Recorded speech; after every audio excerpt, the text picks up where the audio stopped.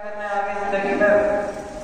जैसे कि हर सब बच्चों का हो रहा था मेरे स्कूल में कि मेडिकल लो या फिर इंजीनियरिंग लो, लेकिन तभी मैंने डिसाइड किया कि नहीं, कुछ तो सोचते हैं। थोड़ा टाइम लिया एंड धीरे धीरे सर्च करते करते मुझे लगा कि हाँ, फौज काफ़ी अच्छा अपॉर्चुनिटी दे सकती है मुझे। मैंने सबसे पहले तो मैंने वो मूवी देखी थी लक्ष्य, उधर से मुझे सबसे पहले मोटिवेशन आया। एंड जैसे जैसे मैं रिसर्च करते गया कि आर्मी की लाइफ कैसी है, जो कि मुझे काफ़ी अलग लगी।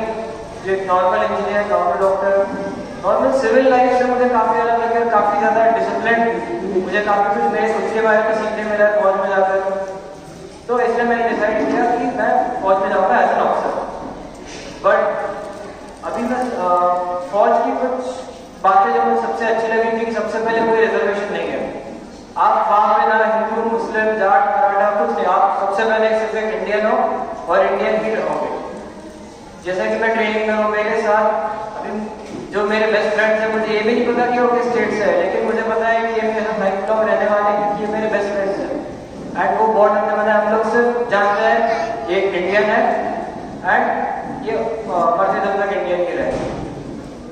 सेकेंड कि मुझे खुद के बारे में बहुत कुछ सीखने मिला फौज से। जो ट्रेनिंग हमको दी जाती है वो काफ़ी टफ होती है एंड जिस स्ट्रेस फेस से हम लोग गुजरते हैं, उसके बाद हमें कुछ ऐसी चीज़ें जानने मिली जो मे बी जैसे कि एक इंसान नॉर्मली कितना भाग सकता है, 5, 10, 15, 20 किलोमीटर, लेकिन पूरी रात भागना 60 किलोमीटर, अपने पीछे 20 किलो का वजन लेके, हाथ में भी हमारे 12 किलो का रॉकेट लॉन्चर पकड़ के पूरी रात नेविगेट करते रहो, जंगल के बीचों बीच भटक जाओ और फिर से वापस अपने राइट ट्रैक पर आओ। तो मुझे कभी लगा नहीं था कि मैं ऐसा कर पाऊंगा, लेकिन उधर जाके ये सब करने मिल रहा है। और इसका फौज में एज एन ऑफिसर जाने का प्रोसीजर ही काफ़ी अलग है। अभी जैसे कि कोई भी आपको सपोज इंजीनियर बनना है तो आप पहले एंट्रेंस एग्जाम दोगे, जेईई का, आईआईटी का। आपको डॉक्टर बनना है, अब 1 दिन का मेडिकल एग्जाम होता है, एआईपीएफटी, फिर अभी नहीं बोलते उसको, मेरे टाइम पे एआईपीएफटी बोला करते थे। बट फौज में जो ऑफिसर बनता है उसका सिलेक्शन ही काफ़ी लंबा होता है। सबसे पहले तो एक एग्जाम होता है, कुछ एंट्रीज में एग्जाम नहीं भी होता है, लेकिन मैं जिस एंट्री से आया यूपीएससी के, उसमें यूपीएससी का एक एग्जाम होता है। फिर हमको जो लोग क्लियर होते हैं एग्जाम, उनको 5 दिनों के लिए एक जगह पे बुलाया जाता है एंड 5 दिन में हर दिन एक ऑफिसर आपको देखेगा। एक कैंडिडेट के पीछे 3 ऑफिसर उसको देख रहे हैं कि वो किस तरह से बोलता है, उसका जिंदगी जीने का क्या अप्रोच है, वो दूसरों को कितनी रिस्पेक्ट से बात करता है, क्या वो स्ट्रेस सिचुएशन में अपने आप को सही संभाल सकता है, एंड क्या उसके अंदर उतना करेज है या फिर क्या उसके अंदर उतना दम है कि वो अगर उसको 10, 15, 20, 120 लोगों की एक टीम थी तो क्या वो उनको सक्सेसफुली ऑपरेशन में लेके जा सकता है एंड वापस सभी को जिंदा लेके आ सकता है। तो इन चीजों को 5 दिनों के अंदर देखा परखा जाता है एंड जिस चीज का सिलेक्शन ही इतना लंबा है तो आप सोच लो कि ट्रेनिंग कितनी ज्यादा है। क्योंकि अब आप आईटी कंपनी में जाओगे तो वहाँ पे ट्रेनिंग भी आपको 1-1.5 हफ्ते, 2 हफ्ते, 3 हफ्ते, मैक्सिमम 1 महीने की मिलेगी। पर आप ये सोचो कि आपको किसी चीज के लिए 4 साल या फिर 1.5 साल ट्रेनिंग दी जा रही है, तो वो कितना सीरियस प्रोफेशन होगा। तो ऐसी नहीं कुछ फौज की ट्रेनिंग, ऐसा मेरा सिलेक्शन रहा, मुझे फर्स्ट अटेम्प्ट में सक्सेस नहीं मिली, लेकिन मैंने ट्राई किया, फेल हुआ, ट्राई किया, फेल हुआ एंड ऐसे 10वें बार करके मैं ट्राई करते गया। 10वें बार में मेरा सिलेक्शन हुआ। हर बार मैं जब कुछ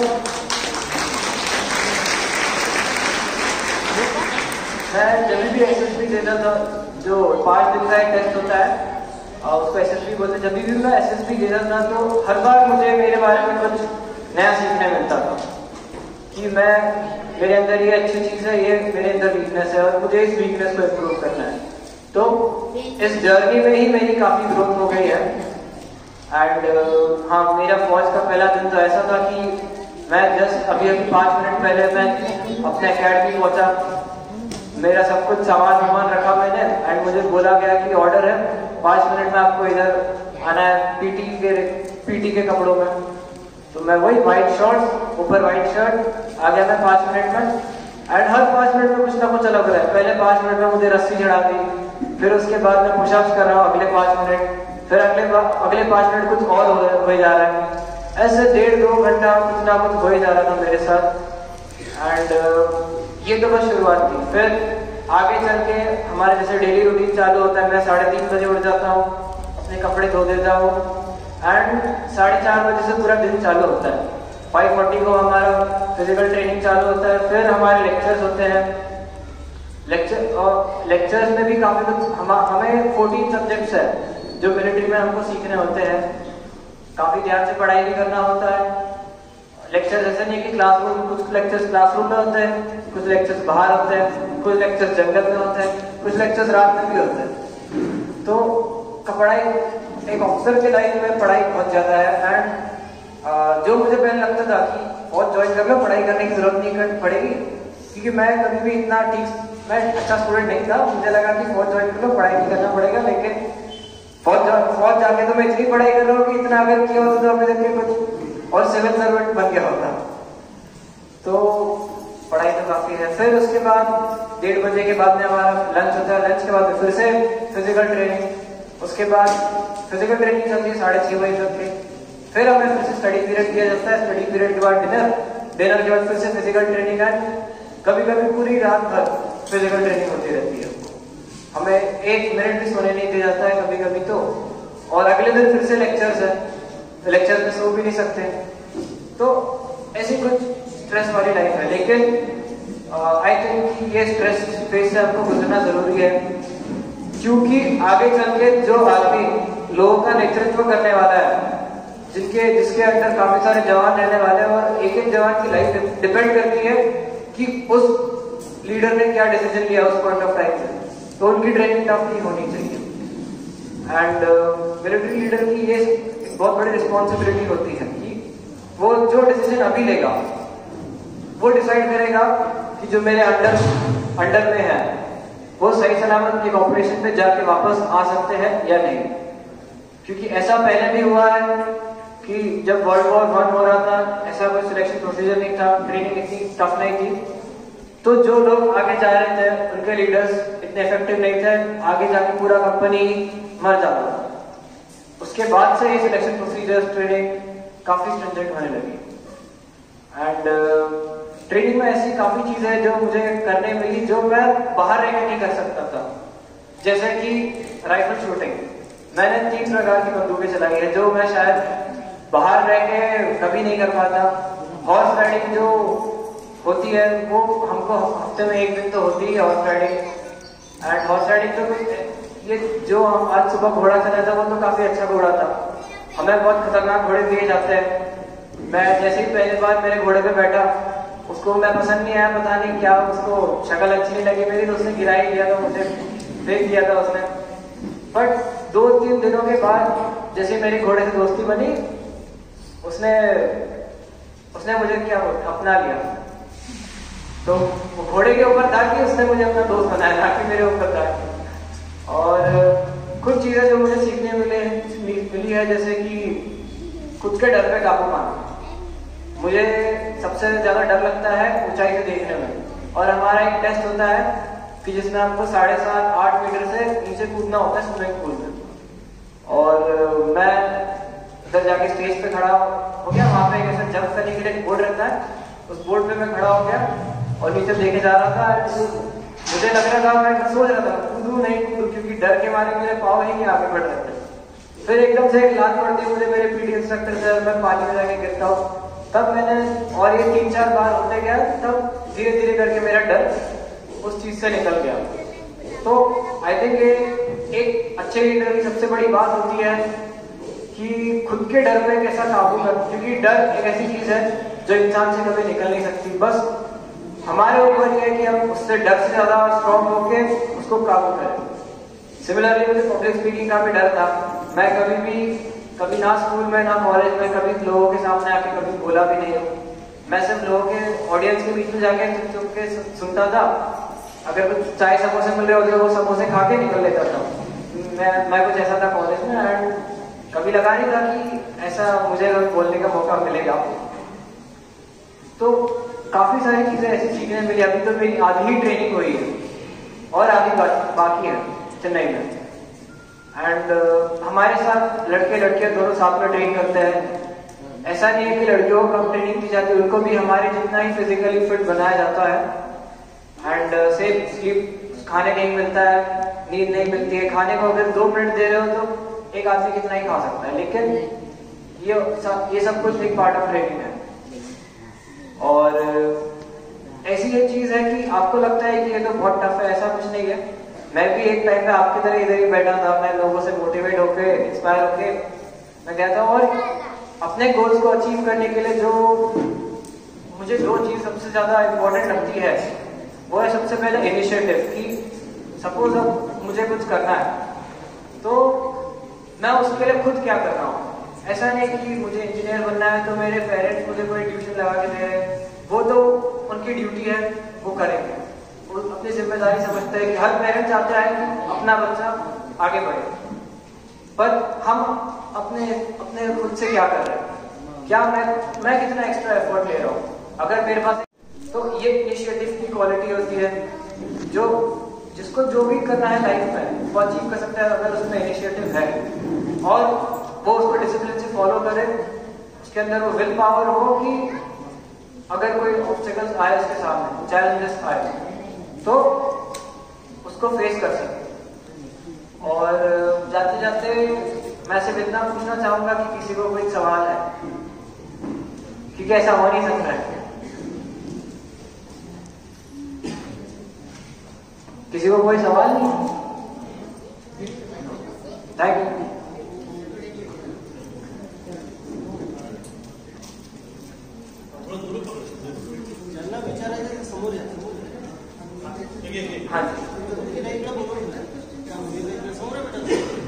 हाँ, सामने आ जाइए।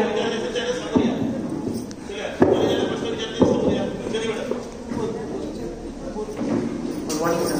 Good morning. Which kind of preparation we have to do to become lieutenant in the army? See, सबसे पहले बहुत सारे तरीके होते हैं जिससे आप इंडियन आर्मी में एज एन ऑफिसर जा सकते हैं। सबसे पहले तो आफ्टर 12 एनडीए की एग्जाम होती है जो सेम यूपीएससी कंडक्ट करती है। उसके बाद आपका 5 डेज का एक साइकोमेट्रिक टेस्टिंग होता है जिसको एसएसबी बोलते हैं। साइकोमेट्रिक टेस्टिंग वो टेस्टिंग होती है जो आप कभी पढ़ के लिख के आपको कभी नहीं आएगी।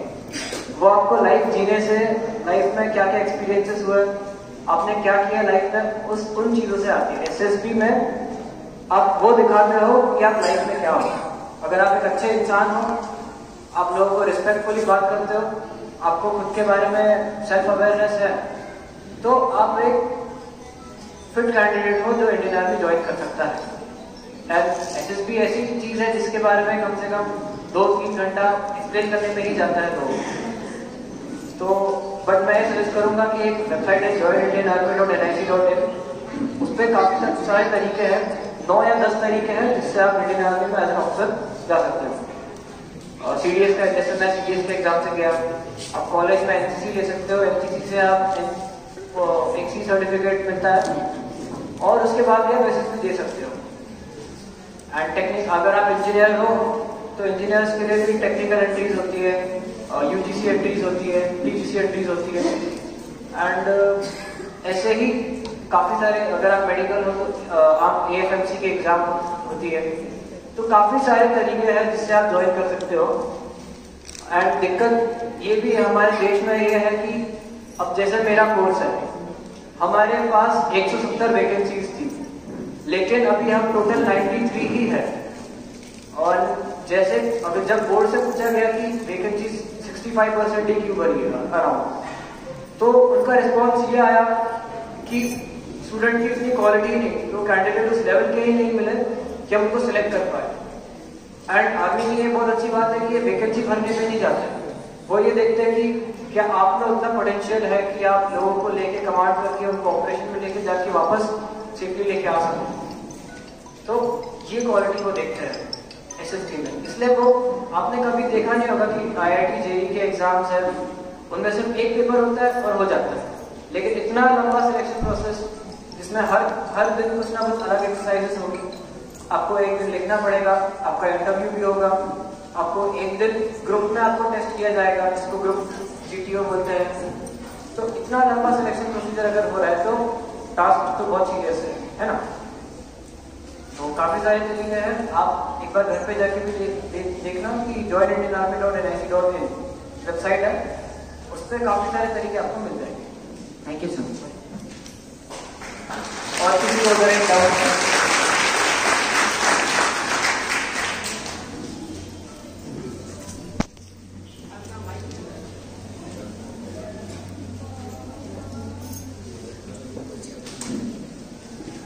जब आप 10th क्लास में थे तो आपको कितने % आए थे? 86 आए थे, 12th में 71 आए। बट सच बोलूं तो अभी वो इतना मैटर नहीं करता, क्योंकि 10th या 12th क्लास के परसेंटेज ये बताते हैं कि आपने उस टाइम पे कितनी मेमोरी लेके पढ़ाई करी। बट वो भी इम्पोर्टेंट है क्योंकि आपको अच्छे कॉलेज में एडमिशन लेना है, लेकिन आगे चल के लाइफ में जैसे आप एक जॉब करने लगते हो या फिर उसमें आपको सबसे ज्यादा इम्पोर्टेंट ये है कि आपके लाइफ स्किल्स क्या है, क्या आपको कोडिंग आती है, क्या आपको पब्लिक स्पीकिंग आती है, क्या आप किसी चीज को प्रेजेंट अच्छे से कर सकते हो लोगों के सामने, आपका कम्युनिकेशन कैसा है। तो मैं तो ये बोल रहा हूँ कि अभी जिस डायरेक्शन दुनिया जा रहा है, जैसे जॉब्स कम हो रहे हैं, रियलिटी तो यही है, जॉब्स कम हो रहे हैं एंड कॉम्पिटिशन बढ़ रहा है लोगों में। तो एंड मार्क्स आप देख रहे हो कि कोविड की वजह से क्या हो गया कि मार्किंग सिस्टम थोड़ा सा चेंज हो गया है, काफी सारे लोगों को काफी ज्यादा मार्क्स मिलने लग रहे हैं, कुछ लोगों को 100% मार्क्स मिल रहे हैं जो पहले के जमाने में होता ही नहीं था। तो दुनिया इस डायरेक्शन में जा रही है कि आपके पास क्या स्किल है उसके बेसिस पे आपकी वैल्यू डिसाइड हो रही है, रादर देन कि आपको कितने मार्क्स हैं। तो मैं तो यही बोलूंगा कि आप स्किल डेवलपमेंट पे ज्यादा काम कीजिए। मार्क्स आपको एक अच्छे कॉलेज करके लेके जाएंगे, लेकिन उसके आगे की जर्नी आपको आपके स्किल्स आपकी मदद करेंगे। आपने पढ़ाई भी कैसे की थी? मेरे पास एक फोन था जिसमें इंटरनेट था, मैंने उसी से की थी सारी पढ़ाई। आजकल सारा जो कंटेंट है वो यूट्यूब पे फ्रीली अवेलेबल है। मैंने अलग अलग चैनल सर्च करके उसमें एक ऑर्गेनाइज लिस्ट बनाया और उससे डेली मैंने टाइम टेबल बनाया कि इतने दिन में इतना पढ़ाई करना है। तो एंट्रेंस की पढ़ाई वैसे मैं कर ली मैंने, एंड एंट्रेंस भी मेरा पहले अटेम्प्ट में क्रैक नहीं हुआ। मेरा जैसे कि मैंने बताया काफी टाइम लगा मुझे, मैं 4 साल से कोशिश कर रहा था, उसके बाद सब कुछ हुआ। और SSB की जो प्रिपरेशन है, जैसे कि मैंने उनको बताया, उसकी प्रिपरेशन को कोई आप लिख पढ़ के नहीं कर सकते।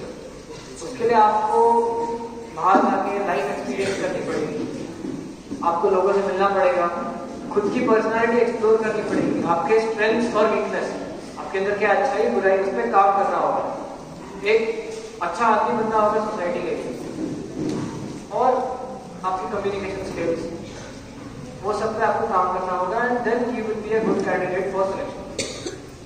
थैंक्स।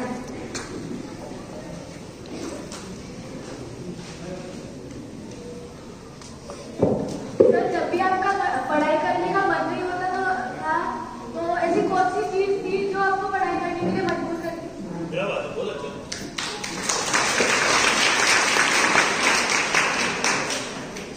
दो चीजें थी, एक तो डिजायर था कि मुझे ये करना ही है, एंड एक पॉइंट ऑफ टाइम के बाद, हाँ जैसे कि आपने बोला कि मैं पहले कि क्या मोटिवेट करता था, एक टाइम था जब मैं काफी प्रोक्रेस्टिनेट करता था, यानी चीजें टालता था कि ये बाद में करेंगे, वो बाद में करेंगे, बट उसके नतीजे मुझे दिखने लगे कि मैंने पहले बार अटेम्प्ट किया, मुझसे हुआ नहीं, तो ये होने नहीं क्योंकि मैं फेल हो गया।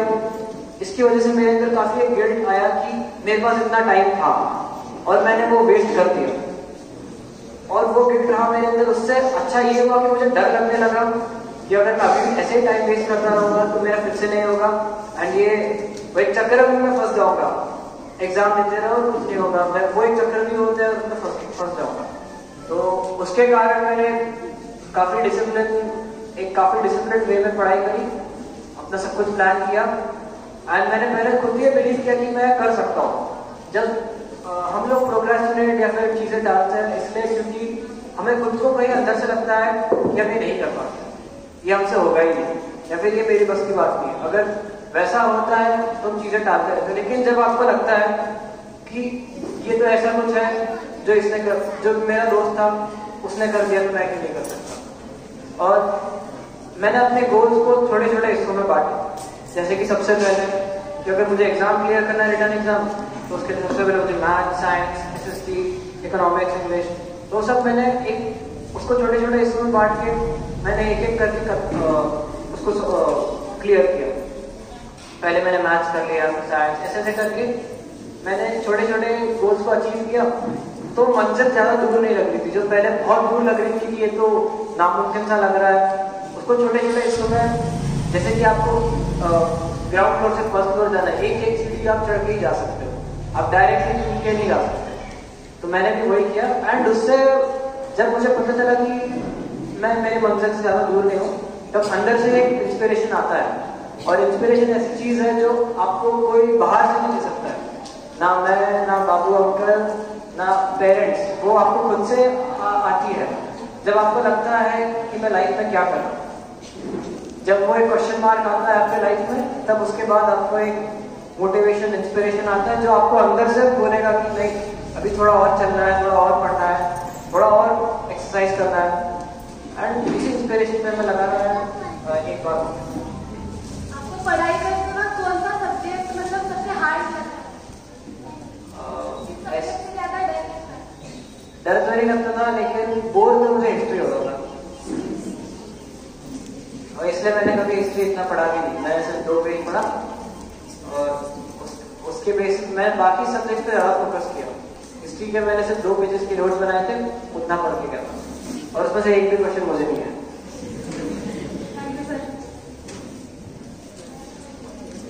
आप कितने घंटे पढ़ाई करते थे?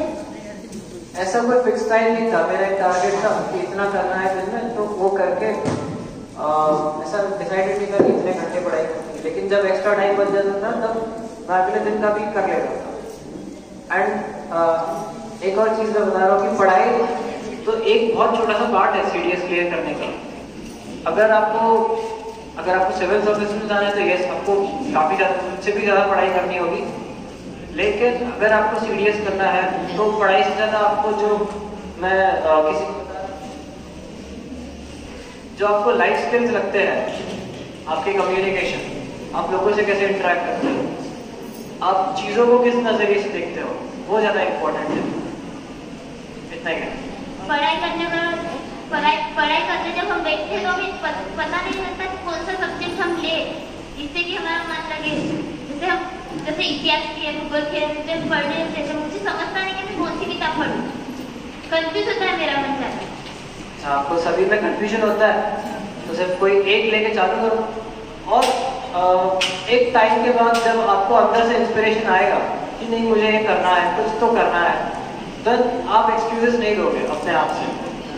क्योंकि जैसे मैंने पहले बोला, इंस्पिरेशन ऐसी चीज है जो आप किसी जब वो मन से आता है तब आप अपने आप से एक्सक्यूजेस नहीं बोलोगे, अपने आप को झूठ नहीं बोलोगे, एंड आप उसके पीछे लग जाओगे।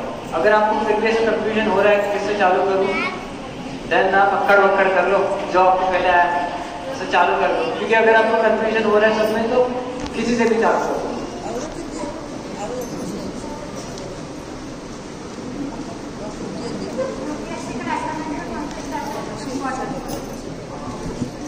आप थोड़ा जोर से बोल सकते हैं। यूपीएससी क्रैक करने के लिए कौन सी स्ट्रैटेजीज इंपॉर्टेंट है? जिस यूपीएससी को मैंने क्रैक किया है वो CDS का एग्जाम है, combined defence services. Civil services का मुझे पता नहीं है, लेकिन मैं CDS के लिए ये बोलूंगा, अगर आपको आर्मी में ऑफिसर बनना है, देन आपको maths, science, current affairs, social studies में अच्छा होना चाहिए।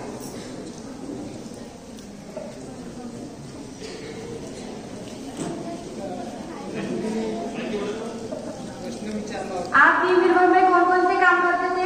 क्या आपने पढ़ाई के लिए टाइम टेबल बनाया था?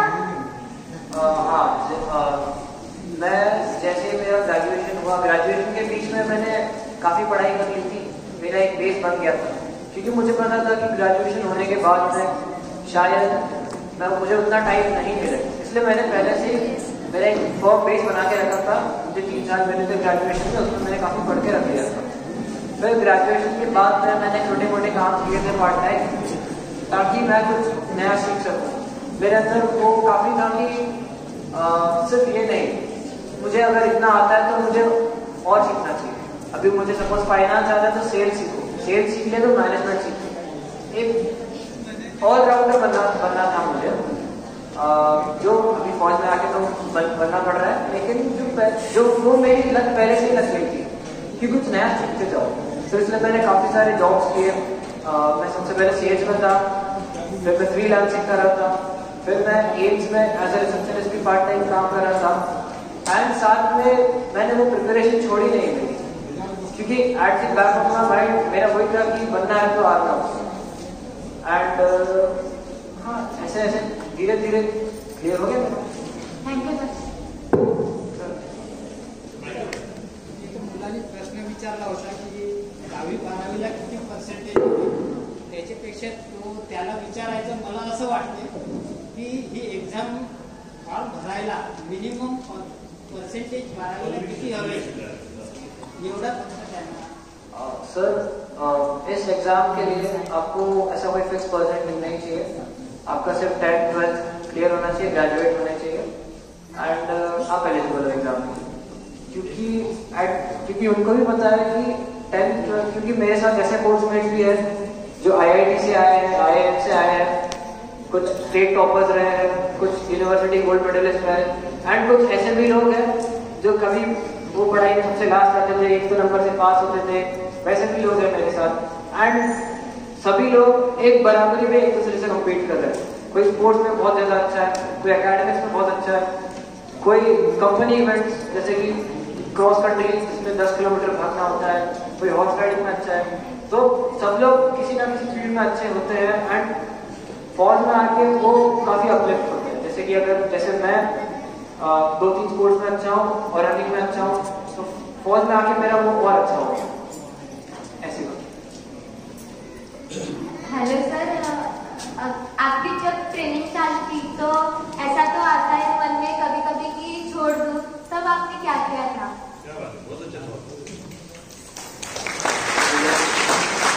बहुत अच्छा क्वेश्चन है।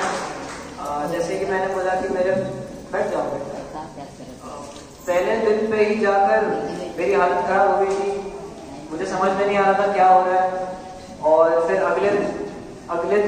अगले दिन हमारा कुछ ऐसा हुआ कि हमको सुबह 2:30 बजे, मतलब 2:30 को, 2:30 या 1:30, मुझे पता नहीं इसको क्या बोलते हैं जी, मैं 2:30 को सुबह उठा दिया था। हमारी पीटी हो रही थी, फिर 4:30 से वैसे भी दिन चालू हो जाता है, पीटी हो जा रही। दिन में 17 घंटे हमारी फिजिकल ट्रेनिंग हो रही, 14 घंटे फिजिकल ट्रेनिंग, रात में सोने नहीं मिल रहा है, दोपहर में लंच, फिर रात में डिनर मिल नहीं रहा है। अब मुझे याद है 2 दिन में 1 रोटी खाया था मैंने, और मैं बहुत स्ट्रेस में था, क्या करूँ, मैं कहाँ आ गया, कहाँ फंस गया, मैं ऐसे सोच रहा था। बहुत ख्याल आ रहे थे, घर वालों की याद आ रही थी। और संडे को भी हमको सिर्फ 15 मिनट मिलते थे, उसमें भी मैं घर में एक बार सिर्फ कॉल कर लेता था, और वो 15 मिनट पूरे हफ्ते में फ्री टाइम उतना ही मिलता था, 15 मिनट। तो बीच में ऐसा नहीं है कि मुझे ही ख्याल आता है, सबको ख्याल आता है कि मैं क्या कर रहा हूँ, ये छोड़ दूँ। और हार्ड लक से मेरे कुछ कोर्समेट छोड़ भी चुके हैं, क्योंकि ट्रेनिंग बहुत टफ है। बट वही है कि अब मेरे साथ मेरे कोर्समेट्स थे, ऐसा नहीं था कि मुझे अकेले की ट्रेनिंग हो रही है, मेरे साथ में जो 29 लोग उन सब की भी साथ में ट्रेनिंग हो रही थी। तो मेरे अंदर तो ये था कि अब बनना है, मैं इतना 4 साल मैंने इस चीज़ के लिए फोकस किया है, तो मैं इसको ऐसे ही कैसे छोड़ दूँ, वही थी। और थोड़ा घर वालों को याद किया था, सिबलिंग्स को याद किया था। मेरे काफ़ी वेल विशर्स है, बाबू अंकल है, मेरे दोस्त है कुछ, इनकी दुआएं जो मेरे साथ थी, उनको ऐसी चीज़ों में काफ़ी, एक सोल्जर के लाइफ में 2 ही मोटिवेशन होते हैं, घर वाले और खाना। दोनों चीज़ें कैसे भी मैनेज की मैंने। एक घर वालों की फोटो थी,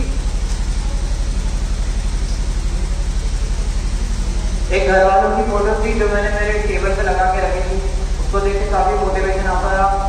बीच में जब भी बात करने नहीं मिलता था, मैं सुबह 3 बजे उठ के मैंने एक लेटर लिखा था, और जैसे ही 1-2 मिनट मिलते थे मैं जाके पोस्ट करके आता था।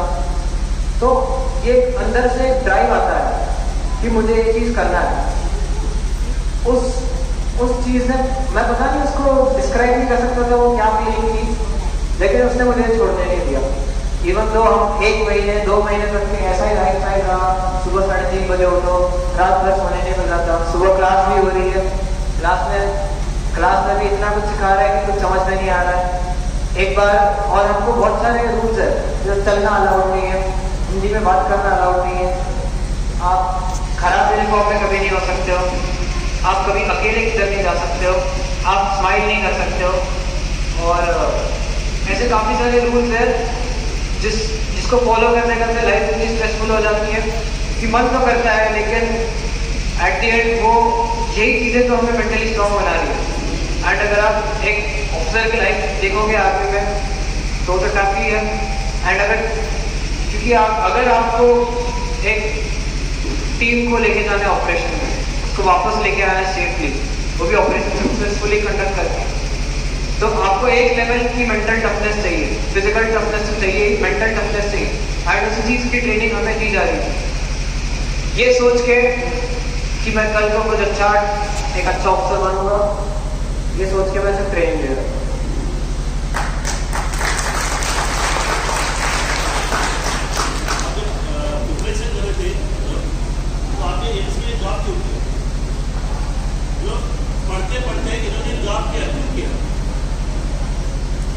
कुछ रीजंस थे, जैसे कि अब मेरी वजह से थोड़ा घर को सपोर्ट हो रहा था, तो मुझे वो चाहिए था। एक सेंस ऑफ इंडिपेंडेंस, जब आप जॉब करते हो कोई भी, तब आपको एक सेंस ऑफ इंडिपेंडेंस आता है। आप सिर्फ किताबी बातें नहीं सीखते हो, आप ऑन फील्ड क्या हो रहा है, जैसे कि एक ऑफिस में लोगों को मैनेज करना है, मेरा काम तो मोस्टली मैनेजमेंट का था, लोगों को मैनेज करना था, जो पेशेंट्स आ रहे हैं उनको मैनेज करना था। तो मैंने काफ़ी सारी चीज़ें लोगों को कैसे मैनेज करते हैं, उनसे कैसे बात करते हैं, ये सीखी मैंने खुद। और जो मेरी सैलरी थी मैं उसको इन्वेस्ट करते जा रहा था, सेव कर रहा था। मैंने सोचा कि घर वालों को भी अगर गलती से मदद लग जाए तो मैं भी कर सकता हूँ। और इसी रीजन की वजह से मुझे लगा कि ये जॉब करना काफ़ी सही होगा मेरे लिए, क्योंकि मेरे लिए सबसे ज़्यादा मैटर ये करता है कि मैं लाइफ में ज़्यादा स्किल्स सीखूँ, अदर दैट कि मैं सिर्फ बुक्स पढ़ के knowledge, practical experience, practical learning जो होती है वो आपको बाहर जाकर ही मिलेगी। आपको एक जगह बैठ के सिर्फ बुक्स पढ़ने से आपको प्रैक्टिकल लर्निंग नहीं मिलेगी, आपको ऑन ग्राउंड जाना पड़ेगा। Thank you.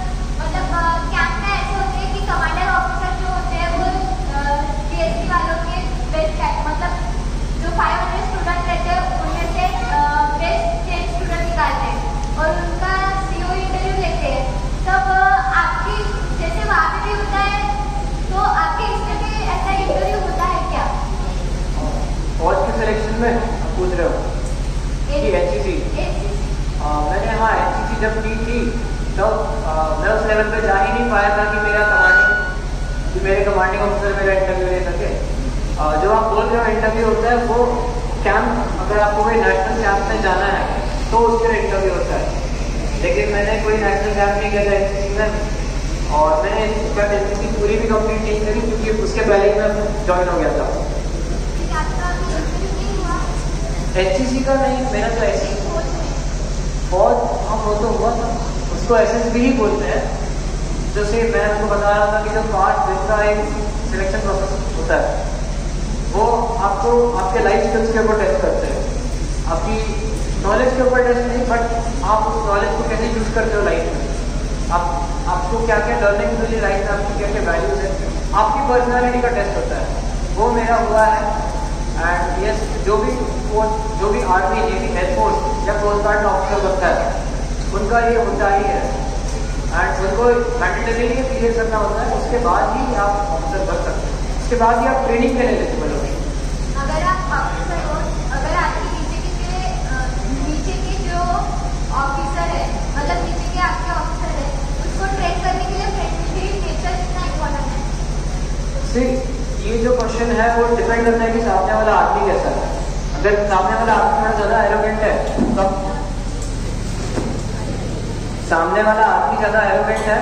तो हमको ज़्यादा स्ट्रिक्ट रहना पड़ेगा।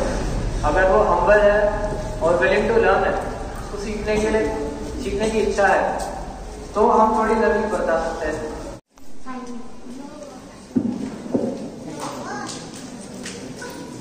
हेलो सर, ये क्वेश्चन है कि 10th और 12th के बाद कई बार ऐसा होता है कि हम अपना टारगेट डिसाइड नहीं कर पाते। तुमचा मोबाईल खिशात आहे? मानते सरांनी दिला. तो आपने आपका एम कैसे डिसाइड किया? पाहिजे प्लेस तो वो कैसे डिसाइड किया? मुझे भी मेरे फर्स्ट ईयर तक जाके क्लियर हुआ कि मुझे करना क्या लाइफ में, तो वो कंफ्यूजन मुझे भी था। मुझे बैक ऑफ द माइंड मेरे था कि मुझे फौज ज्वाइन करना है, लेकिन दूसरे ऑप्शंस भी मुझे नजर आ रहे थे कि इंजीनियरिंग भी है, ABC अच्छा है, कॉमर्स भी अच्छा है। पर फिर मैंने क्या कि एक पेपर पे मैं डिसाइड करता गया कि मुझे क्या नहीं करना है, तो काफ़ी सारी चीज़ें उसमें चली गई, क्या नहीं करना है मुझे, क्या करना है उसमें थोड़ी बहुत चीज़ें रह गई। फिर मैंने जो करने की मुझे इच्छा थी उसका मैंने हर एक चीज़ का थोड़ा सा रिसर्च किया, जैसे कि कॉमर्स में क्या क्या होता है, इंजीनियरिंग में क्या क्या होता है, अगर आप CA बनते हैं तो उसमें क्या क्या होता है, और अगर डिफेंस ज्वाइन करते हैं तो उसमें क्या क्या आपकी लाइफ कैसी रहेगी। तो जो मैंने डिसाइड देखा कि एक रूटीन लाइफ जिसको बोलते हैं इंजीनियरिंग, CA, तो उसमें आप कुछ साल नौकरी करोगे, आप एक कंपनी में जॉब करोगे, दूसरी कंपनी में, उधर से दूसरी कंपनी में, तीसरी कंपनी में, आप ऐसे शिफ्ट करते रहोगे, पर आपकी लाइफ स्टाइल वही रहेगी। सुबह उठो, ऑफिस जाओ, शाम को वापस घर आओ, सो जाओ। ये लाइफ स्टाइल मुझे नहीं चाहिए, क्योंकि अब इवन ट्रेनिंग में मैं देख रहा हूँ कि हर हफ्ते कुछ ना कुछ अलग हो रहा है। एक हफ्ते हम लोग राइफल से शूटिंग कर रहे हैं, एक हफ्ते हम हॉर्स राइडिंग कर रहे हैं, एक हफ्ते हम लोग स्विमिंग कर रहे हैं, एक हफ्ते हम लोग कैंप जा रहे हैं जंगल में, एक हफ्ते हम लोग जंगल में जाके रह रहे हैं, एक हफ्ते हम लोग पूरी रात भर नाइट नेविगेशन कर रहे हैं। तो हर हफ्ते कुछ ना कुछ अलग होते जा रहा है, और ये लाइफ स्टाइल मुझे अच्छी लगी थी। एंड आप ऐसे भी देखो कि अगर आपकी लाइफ बहुत सालों से एक जैसी ही है, आपने कुछ नया नहीं किया है, तो मे बी आपने उतने साल खुल के जिया नहीं है। लेकिन अगर आपकी जिंदगी में हर दिन कुछ ना कुछ चेंज आ रहा है, एडवेंचर आ रहा है, तब कह सकते हैं कि आपने आप खुल के जिया है।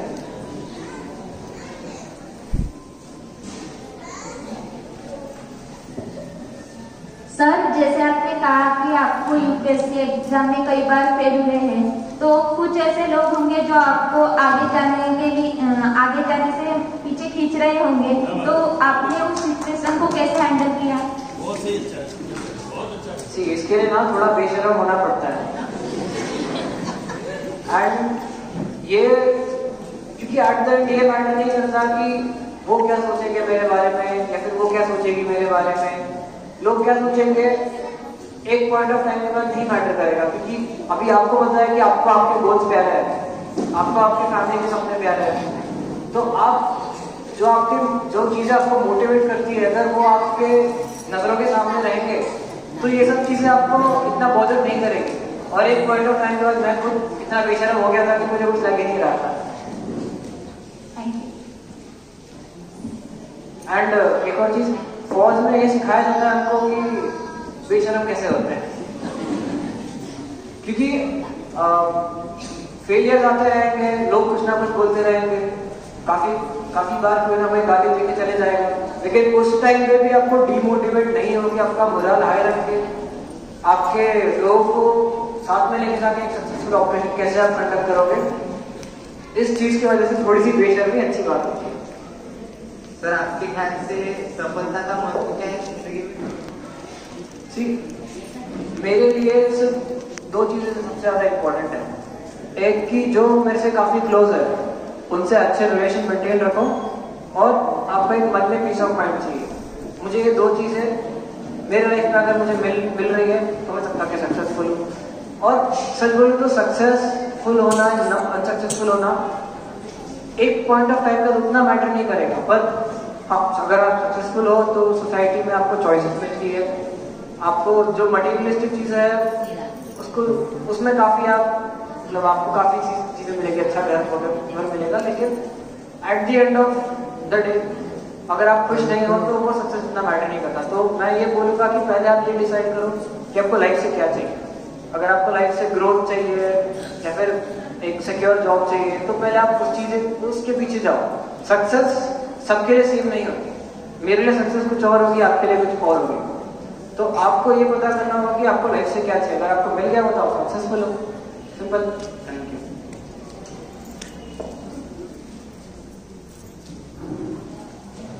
Good morning sir. Good morning.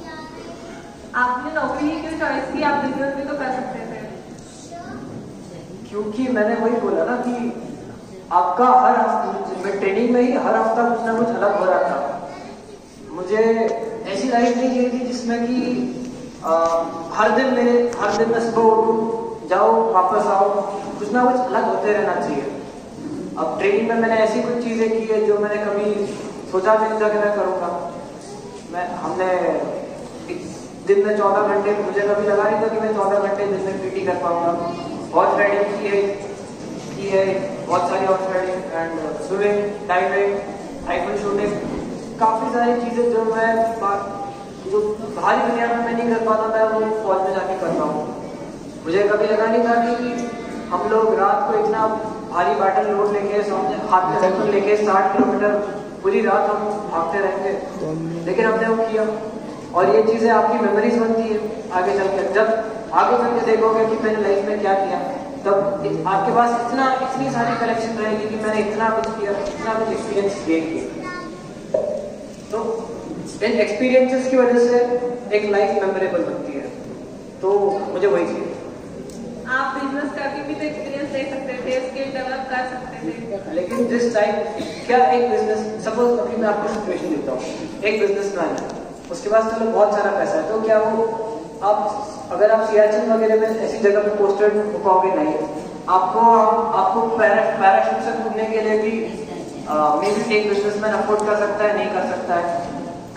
And आप सियाचिन, इंदिरा बैंक, ये सब ऐसी जगह है जहाँ पे आप सपोज आपने डिसाइड किया कि मैं इस ट्रेन पे एक बार जाके देखती हूँ, तो आप ऐसी जगह पे कदम रखोगे जहाँ पे किसी इंसान ने पहले कभी कदम नहीं रखे। एंड आप ऐसी सुंदर सुंदर जगह पे आप पोस्टेड रहोगे जहाँ पे 99% ऑफ इंडियन पॉपुलेशन जा नहीं सकती। और उस जगह कुछ ज़्यादा ही खूबसूरत है। जैसे कि मेरे एक सर आके बता रहे थे कि वो कश्मीर में इंदिरा बैंक में पोस्टेड थे एंड एकदम स्विट्जरलैंड से भी ज़्यादा खूबसूरत जगह आपको। ऐसी जगह पे जाना, आप इतने टाइप के गन चलाओगे, आप कितने बड़े बिजनेसमैन ऊपर आप फाइटर जेट नहीं उड़ा पाओगे, टैंक नहीं चला पाओगे, एक आर्टिलरी गन नहीं चला पाओगे। तो कुछ चीज़ें ऐसी थी जो मैं सिर्फ फौज में नहीं कर सकता था और मैंने वही किया। इसलिए मैंने आप एलोन मस्क भी क्यों ना बन जाओ, आप आर्टिलरी गन या टैंक नहीं चला पाओगे। सिंपल बात है।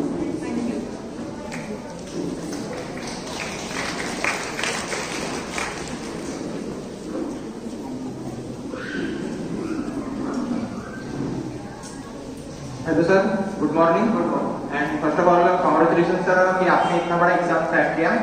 तो सर बेसिकली स्टूडेंट्स को ऐसा लगता है, स्टूडेंट का पता नहीं लेकिन मेरे को ऐसा लगता है कि जब मैं 10th में था तब मैंने सोचा था कि मैं यूपीएससी करूँ, लेकिन उसके बाद मैंने जब यूट्यूब में सर्च किया यूपीएससी की पूरी देखी कि कैसे क्या होता है, तो मेरे को उसकी जो प्रोसेस है वो बहुत बड़ी लगी और मेरे को लगा कि मैं यूपीएससी नहीं कर सकता। तो फिर उसके बाद मैं 12th में गया, फिर 12th में भी मेरे को लगा कि नहीं, ये मेरे लिए ये जो रास्ता है वो बहुत बड़ा है और जो मेरी फाइनेंशियल कंडीशन है वो मैं एफोर्ड नहीं कर पाऊंगा। तो इसलिए मैंने फिर उसका ऑप्शनल यूज किया। फिर ऑप्शनल से मैं एज अ कांस्टेबल अभी जो एसएससी का एग्जाम हुआ था उसमें मेरा बीएसएफ में सिलेक्शन हो गया है। तो मुझे अभी आगे बढ़ना है, तो मुझे क्या करना चाहिए? सबसे पहले तो कांग्रेचुलेशन, आप बीएसएफ में सिलेक्ट हो गए हो। Thank you. क्योंकि वो भी सिलेक्ट होना कोई छोटी बात नहीं है। आजकल के टाइम में वो भी एक काफी मुश्किल से मिलने वाली पोस्ट है एंड आपने क्रैक किया, तो कांग्रेचुलेशन। अभी जैसे आप बीएसएफ पैरामिलिट्री सीएफडीएफ में हो, तो उसमें भी काफ़ी सारी अपॉर्चुनिटीज होगी कि आप आगे कैसे बढ़ो, उसमें भी ऑफिसर रैंक कैसे आप लोगे। तो अगर आपके पास अभी एक स्टेबल फाइनेंशियल बैकग्राउंड है and first 4 to 5 years of your service काफ़ी टफ रहने वाला है, उसमें आपको फिर भी आपको टाइम मैनेज करके निकालना होगा आपके खुद के स्टडीज़ के लिए। एंड वही आपको एक डिसिप्लिन वे में उसको फॉलो करना पड़ेगा। 1 साल 2 साल करने से शायद नहीं होगा, लेकिन आप कंटिन्यूसली आप उसको करते रहोगे तो there will be a time कि आप इतने कॉन्फिडेंट हो जाओगे कि आप वो CAPS जो आपका एक BSF में ऑफिसर बनने का एग्जाम होता है वो आप क्रैक कर पाओगे।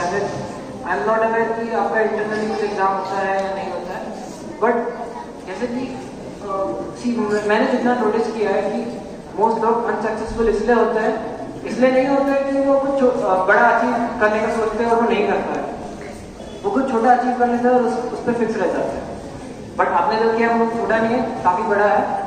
बट मैं ये फोकस करूँगा कि मैं यही बोलना चाहूँगा कि आप आगे बढ़ते रहो, सिर्फ उसको पकड़ के मत बैठो, उससे और आगे देखो और आगे बढ़ो। मैं भी जो बन रहा हूँ मैं भी ऐसा नहीं सोच रहा कि अब हो गया लेफ्टिनेंट आराम करो, नहीं, मैं और I will try to grow more. इसमें और क्या होता है आगे, मैं और आगे जाने का ट्राई करूँगा। एंड सेम आप भी करते रहिए।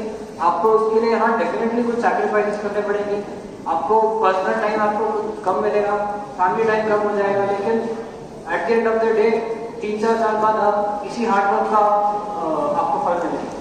हाँ सर, जब आपने जो CDS का एग्जाम दिया तो आपने मतलब इस शहर में ही रख के दिया कि कहीं कोचिंग वगैरह लगाई थी? मैंने रिटर्न एग्जाम के लिए कोई कोचिंग नहीं लगाई थी, क्योंकि YouTube पे इतना सारा मटेरियल मुझे मिल चुका था कि मैं उसमें से ही मैं नोट बना के मैंने पढ़ लिया। हाँ सर, YouTube पे तो बहुत सारा मटेरियल है, लेकिन जितना हमें मतलब हमारे काम का है उससे ज़्यादा तो वेस्ट मटेरियल ज़्यादा आता है। जैसे अपन सर्च करते हैं तो वहाँ पे हमारे काम की चीज़ कम मिलती है, लेकिन जो कुछ अलग चीज़ें जो उससे रिलेटेड नहीं है वो चीज़ें ज़्यादा दिखती है वहाँ पे। तो उसको अवॉइड कैसे करें और बेस्ट का सिलेक्शन कैसे करें? एग्जैक्टली सेम प्रॉब्लम मेरे साथ भी हुई थी। हाँ सर, आई स्टेट फोकस कि मुझे पता था कि सबसे पहले तो मैंने पेपर्स देख लिए थे कि क्या क्वेश्चन आते हैं, किस लेवल के क्वेश्चन आते हैं, क्योंकि बहुत ज़्यादा ही पढ़ के कुछ फायदा नहीं। क्योंकि अगर मैं 10 घंटे एक चीज़ पे पढ़ूँ और उससे एक ही क्वेश्चन पूछे जा रहे हैं तो उससे कोई फायदा नहीं। तो मैंने ये डिसाइड किया कि मुझे क्या पढ़ना है और क्या नहीं पढ़ना है। ये भी इम्पोर्टेंट है, क्या पढ़ने से ज़्यादा इम्पोर्टेंट ये होता है कि क्या नहीं पढ़ना है। क्योंकि आप 2-3 दिन 1 हफ्ता वेस्ट कर रहे हैं एक चीज़ के लिए जिसके ऊपर अगर 1-2 क्वेश्चन पूछे जा रहे हैं वो आपकी मेहनत उसमें वेस्ट चले जाएगी ना। तो आपको पहले ये देखना होगा कि क्या पढ़ना है क्या नहीं पढ़ना है, एंड उसके हिसाब से आप प्लान करो। एंड क्योंकि आप फोन यूज कर रहे हो, सोशल मीडिया यूज कर रहे हो, बहुत डिस्ट्रैक्शन आएंगे। तो यूट्यूब के सारे नोटिफिकेशन मैंने तो बंद कर दिए थे, व्हाट्सएप के सारे नोटिफिकेशन बंद कर दिए थे, तो और मेरे फोन में ग्रे स्क्रीन मोड होता है वो ऑन कर दिया था, जिससे मेरा फोन मुझे बोरिंग लगने लगा था, तो मैं डिस्ट्रैक्ट भी नहीं हुआ। सर लेकिन जनरली जब स्टूडेंट 11th या मतलब 12th के बाद आपका साइंस ही रहा होगा शायद, तो आपने साइंस के बाद तो ज़्यादातर स्टूडेंट सोचते हैं कि वो इंजीनियरिंग या मेडिकल फील्ड में जाए, लेकिन आपके दिमाग में ऐसी मतलब क्या सोच है कि आपको उस चीज़ में जाने का इरादा हुआ आपका? ये तो मैंने बोल दिया था ना कि मैंने कंपेयर किया काफ़ी सारी जो मुझे पहले नहीं चाहिए थी, जो मुझे लाइफ में नहीं करना था वो मैंने साइड में कर दिया। अब जो मुझे करनी थी 3-4 चीज़ें उसमें से मैंने कंपेयर किया। इंजीनियरिंग में ऐसा होता है, सिविल सर्विसेज में ऐसा होता है, फौज में ऐसा होता है, तो मुझे इन सबसे ज़्यादा अच्छी लाइफ मुझे लगी कि ये फौज में ज़्यादा अच्छी लाइफ हो सकती है, क्योंकि अलग अलग तरह के एक्सपीरियंस, अलग अलग तरह के एक्सपोजर्स। अभी हर 2 साल में पोस्टिंग बदलती रहेगी।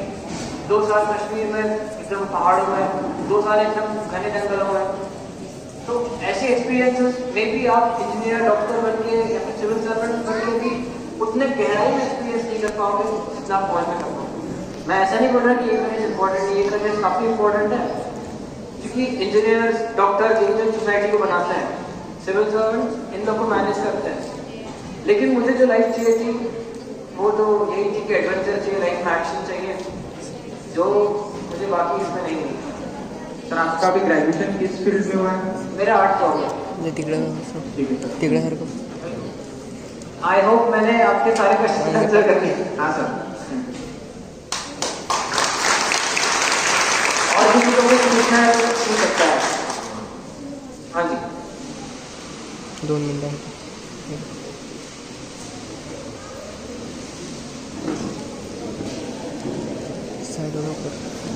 आपको यूपीएससी करने में कितना समय लगा? 4 साल।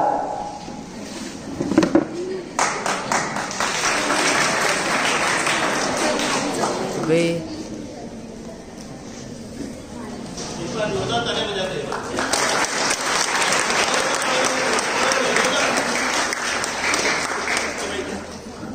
Sir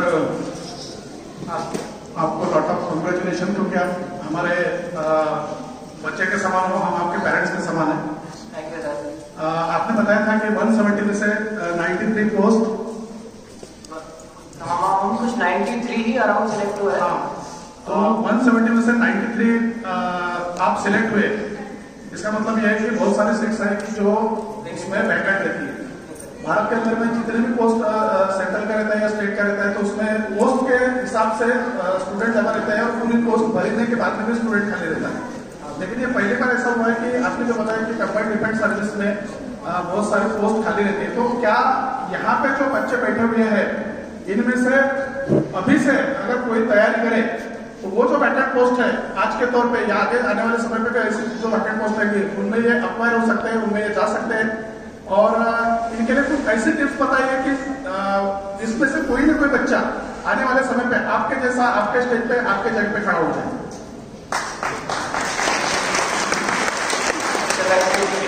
thank you sir. मैं थैंक यू इसलिए नहीं बोल रहा कि आपने ऐसा कुछ पूछा, लेकिन जो एक आदमी बड़े होकर ये सोचता है कि अब मुझे, मैं ऐसा भी चाहता हूँ कि मेरे गांव के लोग आगे बढ़े, आगे तरक्की करें, तो ये सोचने के लिए काफी ह्यूमिलिटी चाहिए होती जो सर में है। तो एक बार सर के लिए प्लीज तालियां बजाओ। तो जैसे कि मैंने बोला कि फौज की लाइफ बहुत अलग होती है, इसलिए उसका सिलेक्शन प्रोसीजर भी बहुत अलग होता है। सिर्फ ये नहीं कि आप कुछ चीजें पढ़ के सोच के समझ के आपने एग्जाम में लिख दिया, सिर्फ उतना ही नहीं होता है। आप जिंदगी में किस टाइप के इंसान हो, क्या आप एक अच्छे इंसान हो, क्या एक रिस्पॉन्सिबल सिटीजन हो, क्या आप अपने आप को अच्छे से जानते हो, ये चीजें मैटर करती है एक फौज के सिलेक्शन में। फौज के सिलेक्शन में ये IQ बेस्ड में नहीं होता है। मतलब कोई बहुत इंटेलिजेंट है, इसने PIR-1 लेके आ गए, जरूरी नहीं इसका फौज में हो सकता है, सभी का हो सकता है। क्योंकि मेरे, जैसा मैंने बोला कि मेरे बैच में ऐसे ऐसे लोग हैं जो IIT से है, IIM से भी है, किसी ने LLB LLM करके फौज में आए हैं, और कुछ लोग तो ऐसे भी हैं जो कभी क्लास में से 1-2 नंबर से पास हुए हैं। डिसिप्लिन में भी उनके हमेशा प्रिंसिपल की बात जाती है। जब मेरा खुद का एक क्लासमेट आया है मेरे साथ, हम लोग खुद प्रिंसिपल की बात 2 बार गए हैं शरारतों की वजह से। तो हर एक टाइप के लोग मिलेंगे, एंड यस हर कोई कर सकता है। क्योंकि जब मैं सिलेक्शन को गया था उस टाइम में सिलेक्शन हुआ था, लेकिन एक बंदा था जो झारखंड में रहता था, झारखंड में किसी तो भी ट्राइब से बिलोंग करता था। उसने अपना एजुकेशन उधर की कोई वर्नाकुलर मीडियम से किया था, उसको तो प्रॉपर सेलेक्ट होना रिजेक्ट होना ये तो पार्ट ऑफ लाइफ है। फोकस करो कि आप एक अच्छे इंसान बनो। मैंने ये नोटिस किया कि जब मैं सिलेक्शन के पीछे भागा हूँ कि मैं ये करूँगा तो सिलेक्ट होना, वो करूँगा तो सिलेक्ट होना, नहीं, तब मैं रिजेक्ट ही हुआ।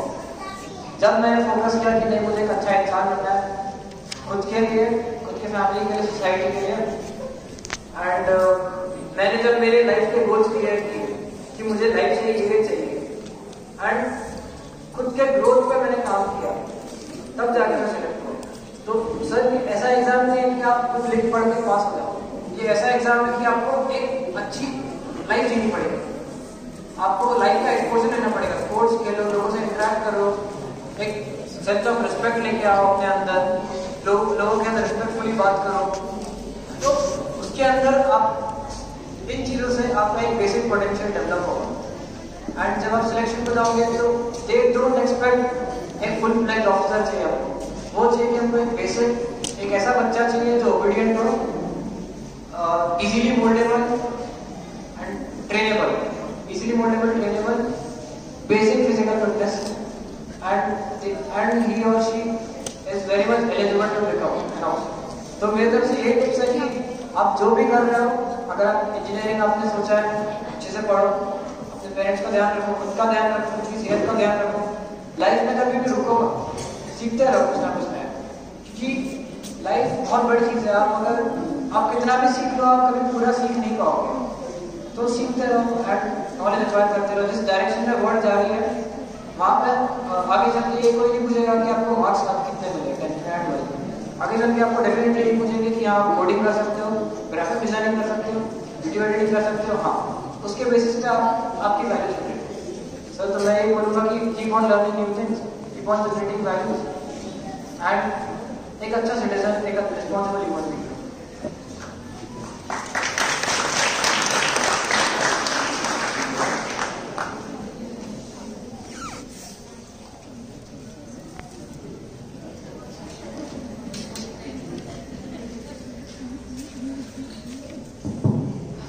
If you don't mind, can you tell us your age?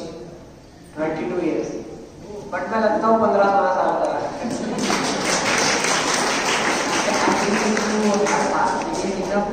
22 फिर 21 पे मेरा रिटर्न क्लियर हुआ था, फिर 22 पे SSB मेरा क्लियर हुआ। SSB में satisfaction code, yes, ऐसा है? 2022 का शुरू है, 2022 जैसे ये प्रोग्राम आपके लिए, ये तो आप जितना डाउट पूछ सकते हो। ये प्रोग्राम आपके लिए रखा गया है कि आप आगे चल के मोटिवेट हो और कुछ अच्छा करें।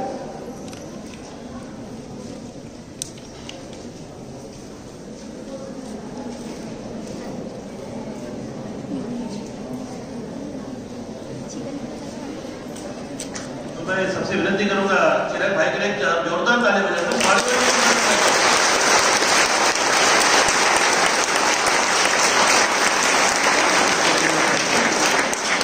Thank you.